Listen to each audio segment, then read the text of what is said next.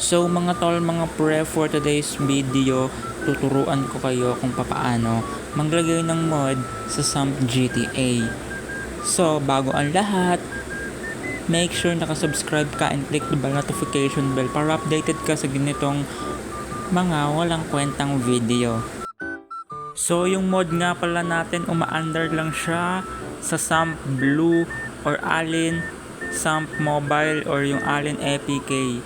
Hindi po siya gumagana sa orange na Samp dahil hindi ko alam kung bakit, pero kung may alam kayo, i-comment nyo. So let's go.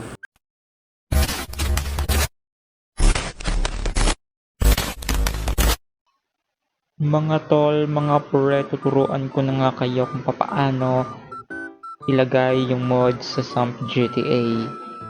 Para inuulit ko, like I said kanina, hindi po gumagana yung mod sa kulay orange or kulay pula na Samp launcher na matadownload nyo sa Play Store.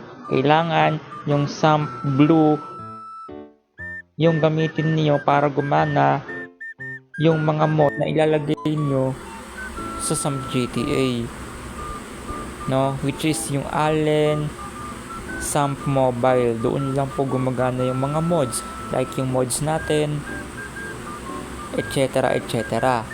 Pero anyway, paano nga ba ilagay yung mods doon sa Samp GTA? So first thing na kailangan nyo is i-search nyo dito iZarchiver, dahil ito po yung kailangan natin para mapagana yung mods doon sa Samp Blue or Samp GTA. Akin kasi open, kaya hindi ko na kailangan i-download dahil downloaded na. Sa inyo, kung hindi pa downloaded, i-download nyo to dahil kinakailangan natin ito para sa ating mods. Dahil kung wala kayo nito, hindi nyo mapapagana or mailalagay yung mods doon sa Samp GTA.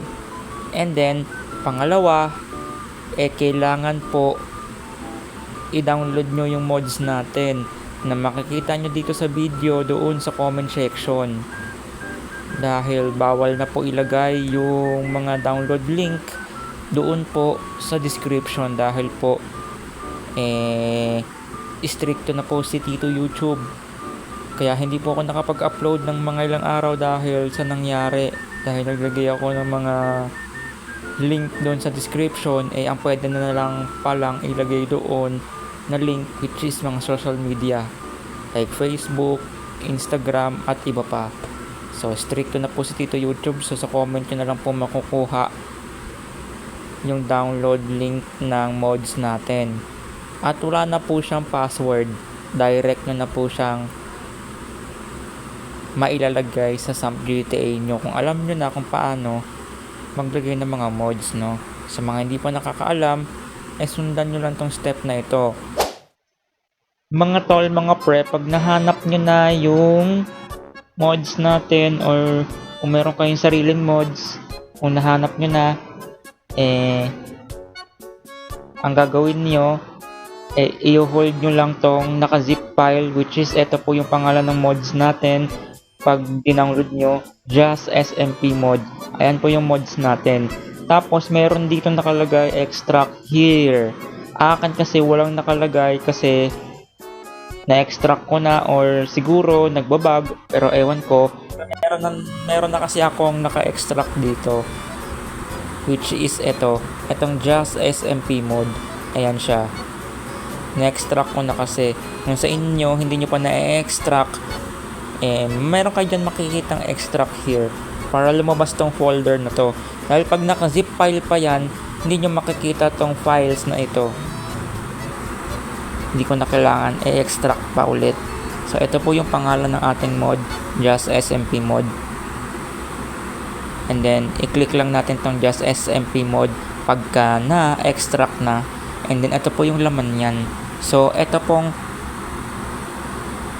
Ron Allen Samp Mobile, ang gagawin natin dito, i-hold natin yan and then i-copy.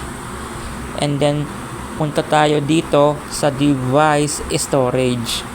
And then hanapin nyo yung Android na folder. And then, i-click nyo tong data. And then, nakikita nyo ba tong bilog na may parang ano ng doktor? Yung doktor. Yung parang notebook. Ayan, i-click nyo to.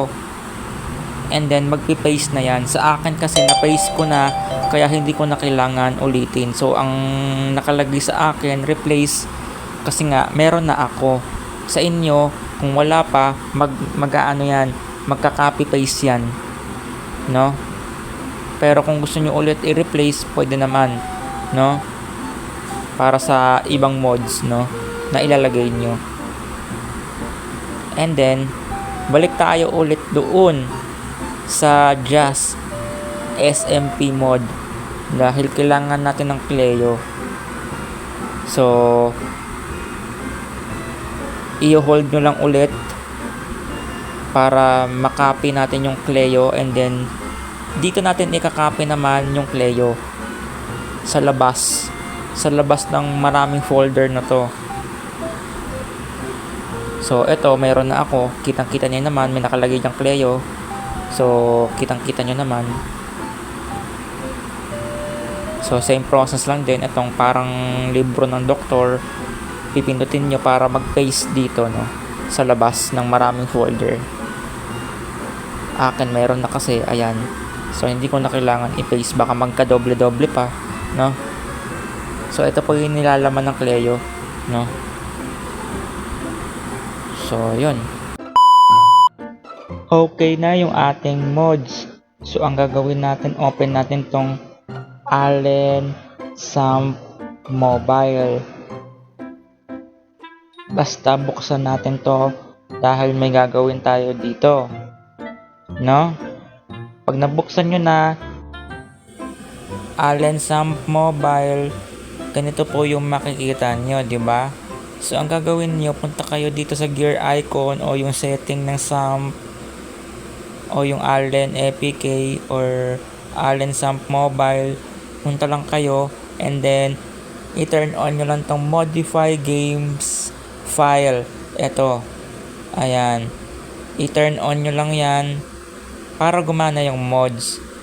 Para naman sa Cleo, para umandar, pindutin nyo lang to. Ayan, etong Cleo script, and then gagana na po yung ating Cleo at yung modify game file, no, para po makita nyo yung mods ng Kalsada at Cleo at iba pang mga mods, no. So ito yung itsura ng mods natin, no.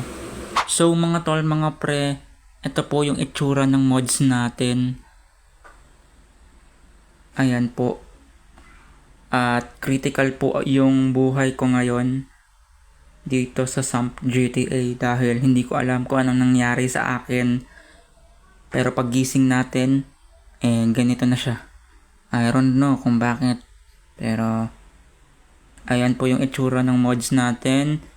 At yung mapa, ito po yung makikita nyo sa mapa. Ayan, bilog, tapos may square sa gilid na kulay itim. Ayan. Ayan, oh. Ito po yung itsura ng mapa. At ito po yung mga Cleo mods natin. Itong cinematic drone. Ayan. So pwede tayong mag drone shot or mag picture gamit itong drone, or pwede tayong gumawa ng cinematic shot gamit itong drone. Kaso critical tayo. Teka lang mga tol, ha. Pupunta lang ako sandali ng hospital dahil critical yung buhay ko, no.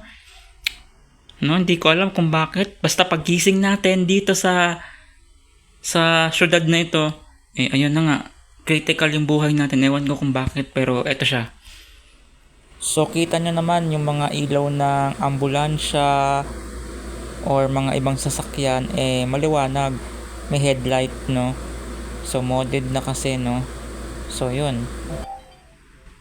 Oo nga pala mga tol, mga pre, kasama na nga pala yung backfire sa mga kotse. Pag nagdadrive ka ng kotse, makikita mo yung tambucho ng kotse mo ay nagba-backfire.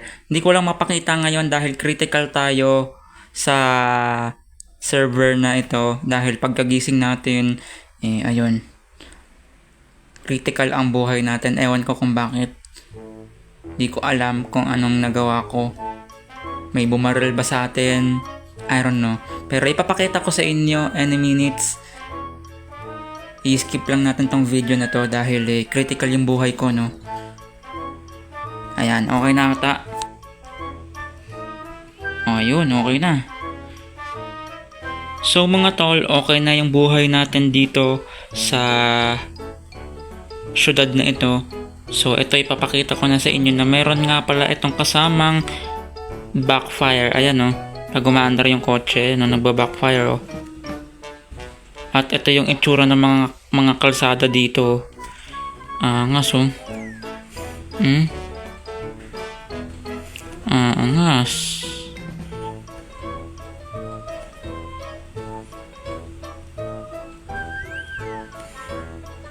So, ayan yung itsura mga tol, mga pre, nung ating mods, no? So, dito ko na lang siguro tatapusin yung ating video. Kahit na alam kong walang kakwenta-kwenta ito, sana mag-subscribe kayo and i-click nyo na rin dyan yung bell notification bell para ma-notify kayo sa mga walang kwentang video like this. So, dito ko na lang tatapusin ang video and see you on the next video. And sa mga gusto magpa-shoutout, comment lang kayo dyan sa ibaba ng video ito. And see you on the next video. Bye-bye! Hee!